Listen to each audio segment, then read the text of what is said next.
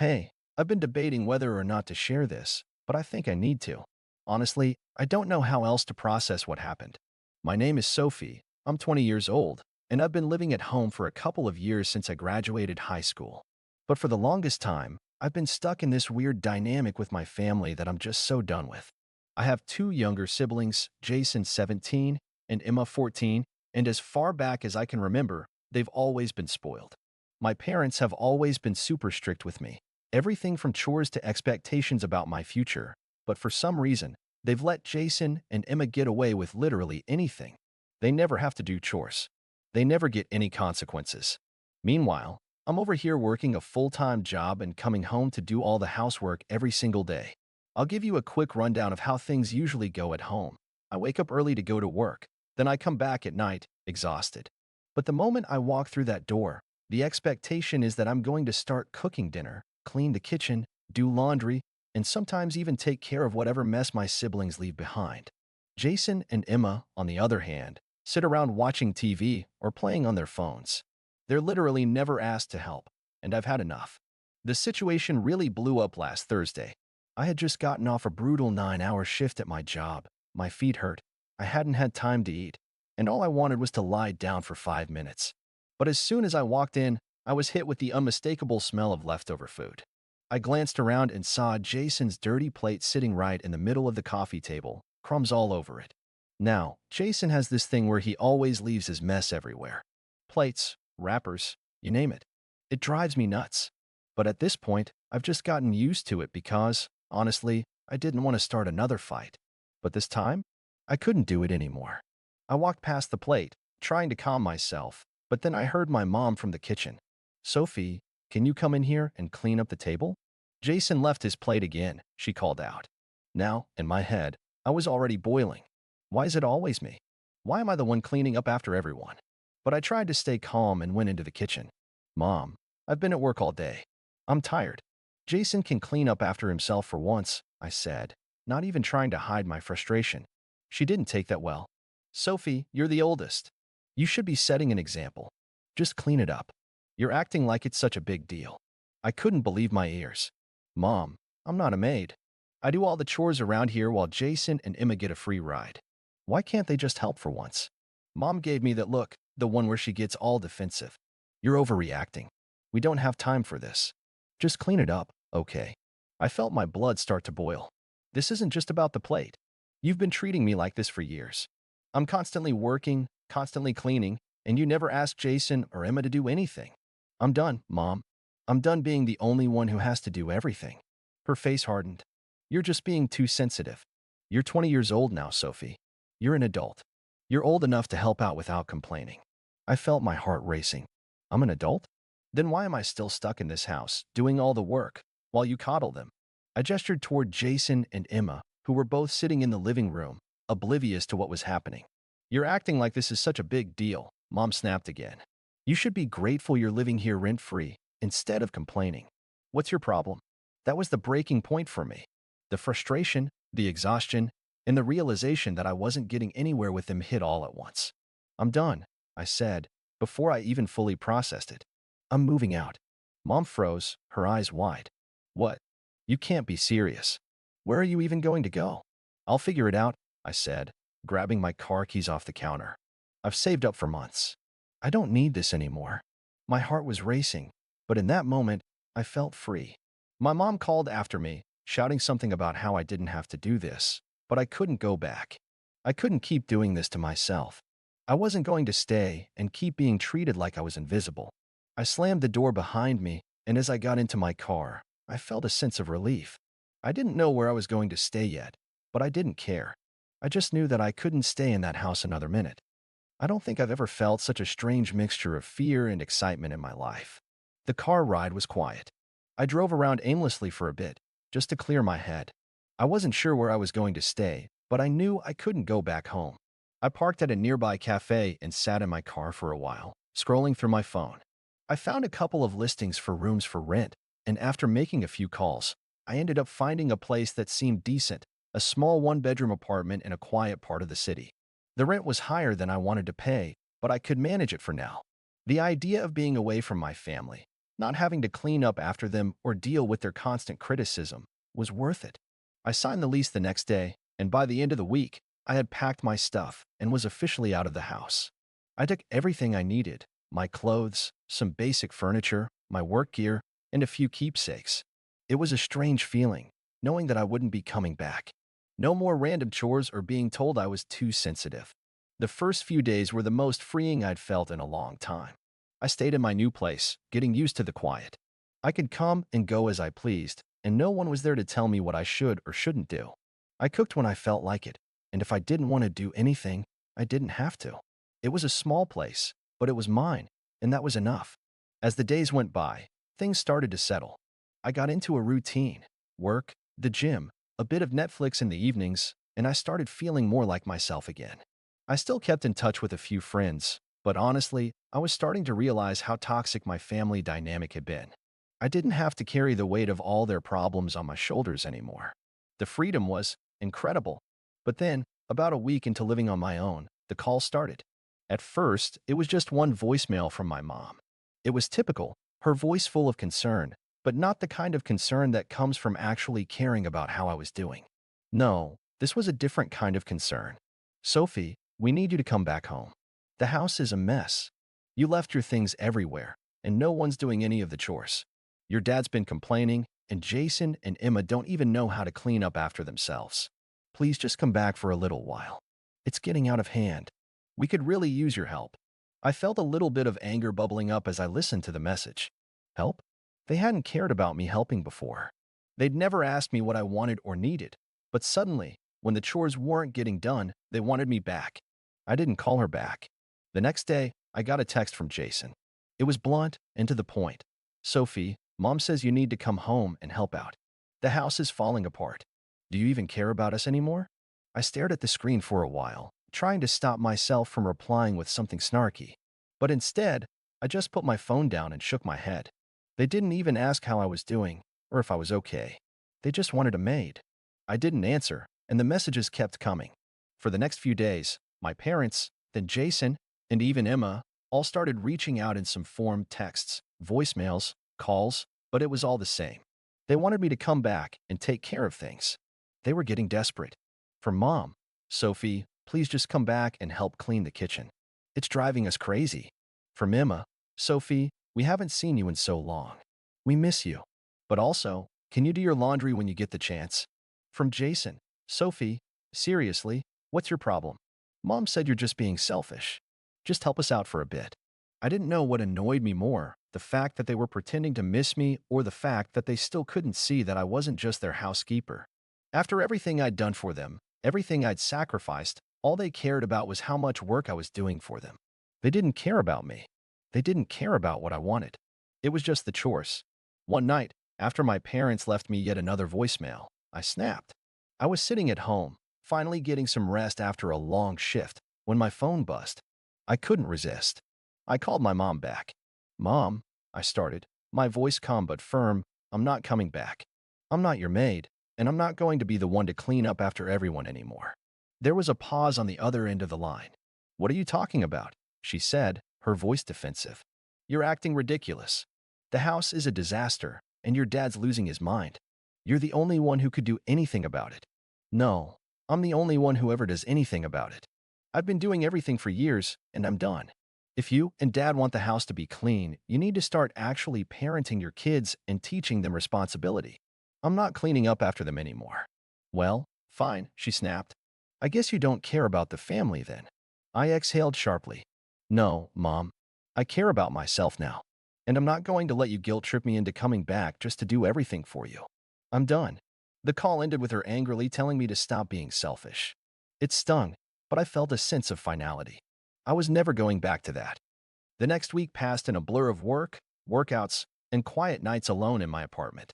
For the first time in a long time, I could actually breathe.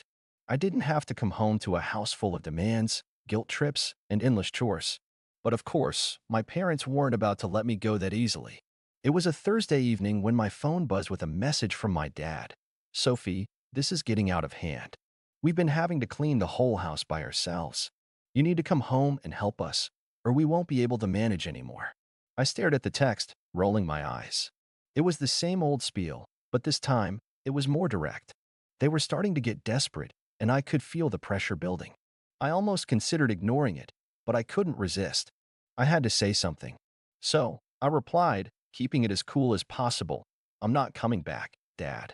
I'm not cleaning up after you all anymore. It's not my responsibility to keep the house in order. There was no response for hours, and part of me thought that maybe they were finally starting to get it. Maybe they were beginning to understand that I wasn't going to be their doormat anymore. But just as I was about to relax, my phone buzzed again, this time with a call from Jason. I was already irritated by their messages, but I picked up anyway, figuring I'd just shut it down quickly. Hey, Jason said, his voice calm but with an edge I didn't like. Why are you being so dramatic about this? You know it's not just about the chores, right? Mom and Dad are really struggling. They need help, and you're just throwing it all away. I rubbed my temples, already exhausted by the conversation before it had even fully begun. Jason, I'm not throwing anything away. I'm done being treated like I'm the only one who can do anything. You and Emma are old enough to start handling your own stuff. Mom and Dad should have been teaching you that. But you could help, he persisted, clearly getting annoyed. You could just come back for a little while, just until things calm down. It's not like you're doing anything important over there anyway. That last part hit a nerve. I'm working, Jason. I'm actually doing something with my life. I'm not sitting around waiting for someone else to take care of me. But you? You sit around all day playing video games and leaving dirty dishes everywhere, and then you expect me to pick up after you. He laughed, like I'd said something funny. Yeah, well, we don't all have jobs, do we? You act like you're some big deal just because you work a little. Mom and Dad are stressed enough without you acting like this. I was done. You know what? I'm done talking about this. You and Mom and Dad can keep playing these games, but I'm not your scapegoat anymore. I'm not coming back. I hung up before he could say anything else, feeling my heart racing. But no sooner had I set my phone down than it buzzed again. This time, it was from my mom. I almost didn't want to open it, but curiosity got the better of me. Sophie, we need to talk. You need to come home. Your father is having a breakdown, and the house is in complete chaos. You're not being fair. Please just come back for a bit and help us. I felt a burst of anger flare up in me. A breakdown? I muttered to myself. They're the ones who've been breaking me down for years. I didn't respond to her, but I could feel the pressure of their demands pushing on me, the weight of their expectations crawling under my skin. I hated it. That night, I decided to take a walk to clear my head. As I strolled through the streets, I thought about what my parents had done to me, the way they treated me like an unpaid maid, the way they thought I should be grateful for the scraps of love they threw my way, all while letting my siblings get away with murder. It wasn't fair. And now, I was paying the price for standing up for myself. When I got back to my apartment, I felt like something had shifted. This wasn't just about cleaning the house anymore. This was about my independence. My family had always expected me to bend to their will, to sacrifice my own happiness for their convenience. But I had done enough. They weren't going to make me feel guilty anymore. A few days later, the calls started again. This time, it wasn't just one voicemail or text. It was relentless. My mom called and left 5 messages in a row, each one growing more frantic than the last. Sophie, we really need you to come back. This is getting out of hand. Your dad can't handle it alone. Jason and Emma won't do anything. You're the only one who can help. And then, a couple of hours later, another one. Please, Sophie, I'm begging you. Come back. We'll make it right. You don't have to do everything, but just come back for a while. We're desperate. You're the only one who can fix this. The desperation in her voice was unmistakable, but I could also hear the undertone of manipulation. It wasn't about me. It was about getting the house in order, about getting me back to do the work they refused to do themselves. I let the messages pile up.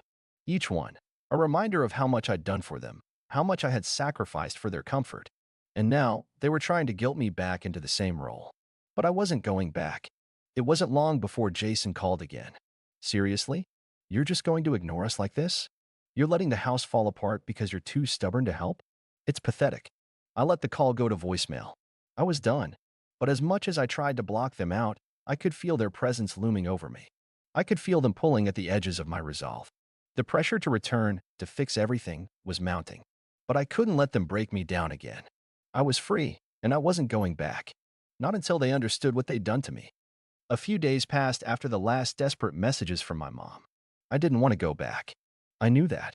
But something kept gnawing at me, some unresolved part of me that wanted closure, that wanted to end it once and for all. So, I finally made the decision. I was going back. But this time, it wasn't about fixing things for them.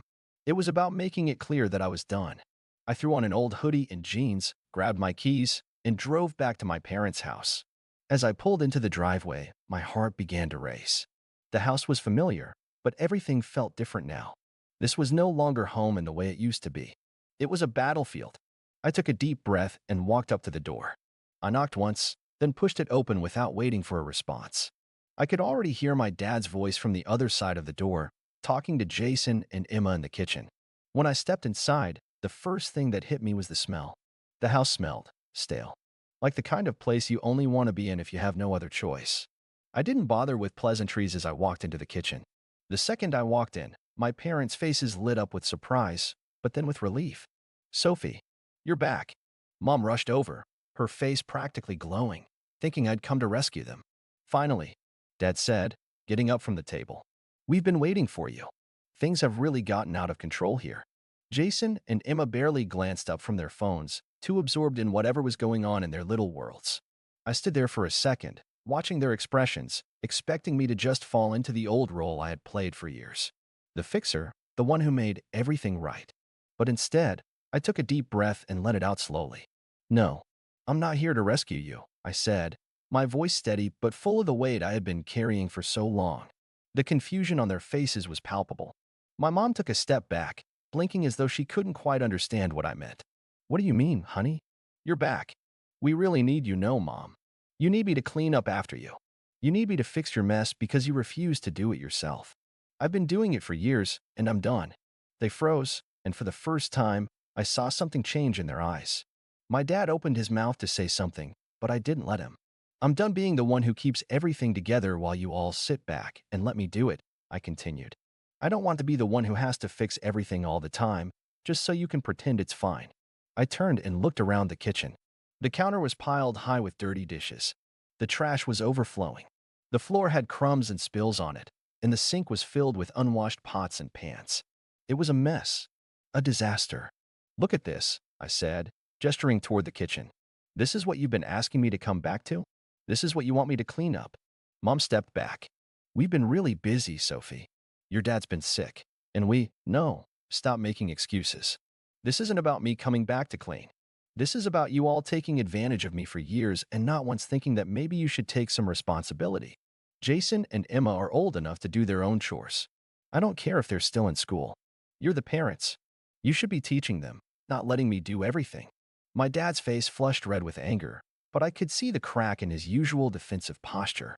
"We never asked you to do all this for us," he snapped. "You chose to help out. No one made you do it."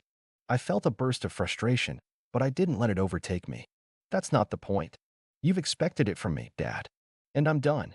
I looked back at my siblings, who were still glued to their phones. "You two don't get a pass, either," I added, my voice sharp. "I'm not coming back to be your maid. You need to start doing your share. This whole dynamic where I clean and cook and do everything while you all sit back has to end." Jason rolled his eyes. "Wow, dramatic much? Can't you just help us for once?" "Dramatic? I'm done," I said, cutting him off. "I've been doing this for years, and no one's appreciated it. Not once." I turned back to my parents. "I came here today to tell you that I'm done. I'm not coming back. I'm not going to be the one who picks up the pieces every time you mess up. You need to figure this out on your own." They stood there, shocked, staring at me.